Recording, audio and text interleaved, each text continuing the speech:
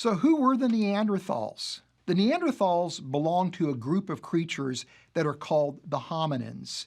And these are creatures that evolutionary biologists think were transitional intermediates documenting the evolutionary ascent from an ape-like creature to modern humans.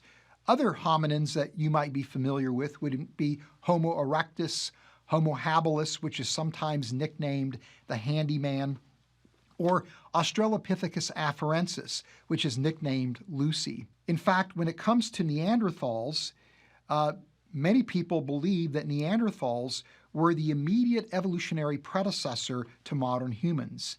And this is because Neanderthals lived somewhere between 300,000 years ago and about 40,000 years ago when they went extinct, that they lived in the Middle East, in Europe, and in the western part of Asia.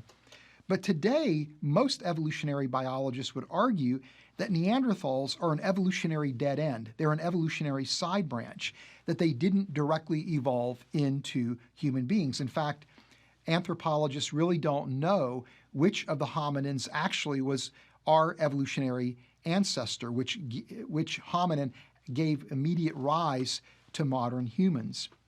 It's currently an outstanding question among evolutionary biologists.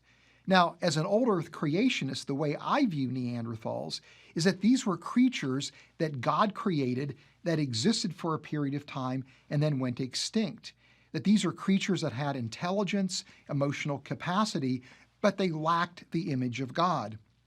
In other words, I would see Neanderthals in the same vein that I would see chimpanzees, orangutans, and gorillas.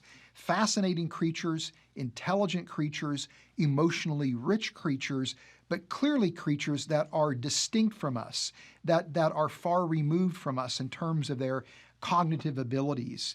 Nobody would conclude that a chimpanzee is like a human in terms of its behavioral capacity, and likewise, I would argue the same for Neanderthals. In fact, the latest science indicates that the brain structure of Neanderthals was really very different than the human brain structure. And the brain structure of Neanderthals was such that nobody expects them to have had advanced cognitive abilities, the capacity for language, the ability to make art. It really is true that as human beings, we stand apart from all other creatures. We are different than kind, not degree, from the hominins, including Neanderthals. And this is consistent with the biblical perspective of human identity and human nature, that we are uniquely made in God's image, that we stand apart from all other creatures.